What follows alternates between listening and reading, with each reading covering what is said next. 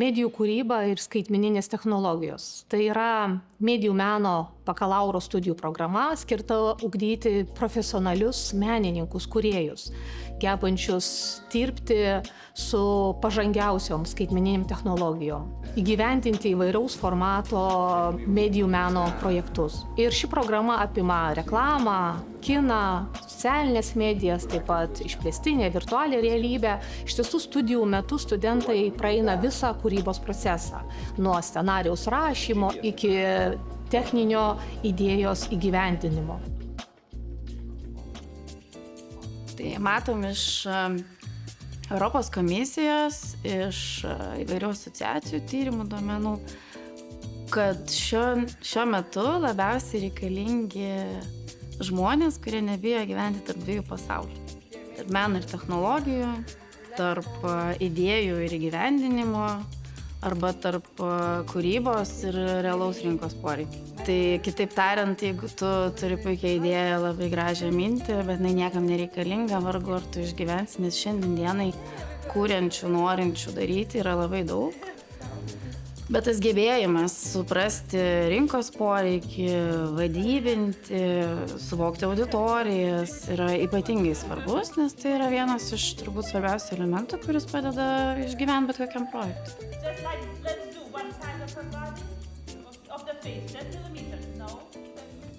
Medijų kūrybos ir skaitmeninių technologijų programa šiandieną yra ypatingai aktuali, nes visiškai tiesiogiai atliepia komunikacijos tendencijas.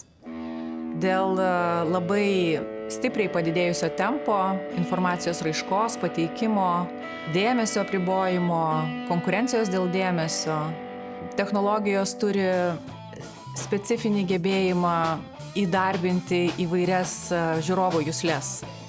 Kūrėjas turi daug daugiau poveikio priemonių. Vizualika, tempas, garsas, dramaturgijos sprendimai.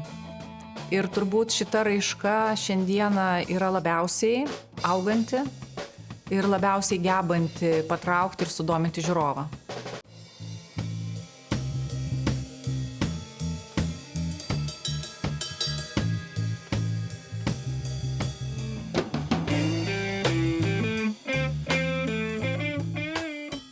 Naujoji mūsų studijų programa yra tiems, kurie iš tikrųjų linkę kurti ir domisi naujomis technologijomis.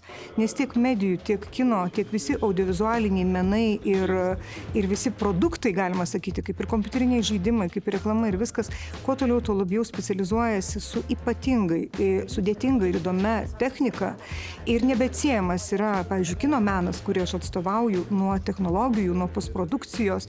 Todėl atsirado poreikis visai eiliai naujų specializacijų, kurių niekas Lietuvoje neruošia, o mūsų laukas tai ir yra technologijos, Vilnius Tech, plus kūryba ir menas.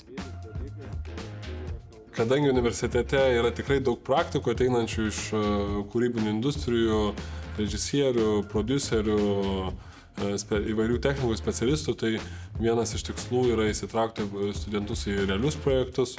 Kaip pavyzdys galėtų būti Atlantų balkono tinklalaidė, prie kurios dirba studentai, ir būtent ši tinklalaidė leidžia mums sukurti tokį praktinį gamybos modelį, kuriame mes galime sujungti ir įvairias technologijas, tiek virtualios gamybos ekraną, tiek mūsų kameras, šviesų bazę, garso bazę, taip pat vadybinius įgūdžius, ir studentai iš esmės gali pasibandyti įvairias specialybės tiek prodiuserio, tiek montažo režisieriaus, tiek redaktoriaus, tiek garsisto, tiek kameros operatoriaus. Ir jau studijų metu gauna tikrai tokios realios patirties, kaip atrodo ta audiovizualinė kūryba.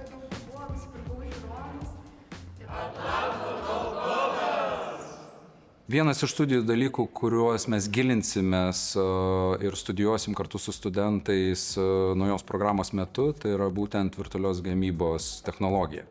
Kad suprasti virtualios gamybos technologiją, reikia suprasti, kad tai yra apjungta labai daug kompleksiškų technikų, mokslų, nuo meno mokslo iki inžinerijos, netgi iki vos ne avionikos supratimo, kas yra GPS ir taip toliau.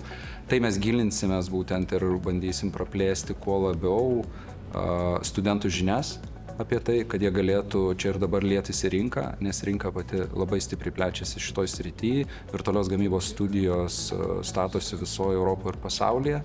Džiaugiamės, kad universitetas turi galimybę, turi paviljoną, turi ekraną, turi visas reikiamas technologijas, kad mes galėtumėm tai kartu su studentais bandytis, praktikuotis ir tuo pačiu, kad jie ne vien tik įgautų patirties, bet ir turėtų, kaip mes vadinam, savo jau portfolio, kad jie galėtų išėję po universiteto jau dirbti toj technologijai, toj srity ir su šia technika. Naujos studijų programos studentai turės galimybę dalyvauti ir tarptautinėse kūrybinėse dirbtuvėse Vasaros medija studija, kuri iš tikrųjų turi gilias tradicijas. Šiuo metu yra mūsų Vilnius Tech viena iš galimybių studentų 3 semestro metu atvykti 2 savaitėm į Neringą ir tarptautinėse komandose filmuoti tarptautinius trumpametražius filmus, kurti savo istorijas, naudoti technologijas. Šitų studijų programos tikslas yra iš tikrųjų bandyti pakonkuruoti tarptautinėje rinkoje jau studentų lygmenyje ir sukurti trumpametražius filmus ir juos pristatyti tarptautiniai publikai po 2 savaičių intensyvaus darbo, kviečiant užsienio dėstytojus, dalinantis patirtimis su kitų aukštųjų mokyklų studentais ir dėstytojais. Ir ta patirtis iš tikrųjų keliauja iš metų į metus, atidaro studentams galimybę tarptautiniam portfolio. Vėliau jie važinėja pas savo partnerius į kitas kino mokyklas ir bendradarbiauja ir kuria sekančius naujus savo filmus. Manau, kad yra didelė galimybė naujos studijų programos būsimiems studentams.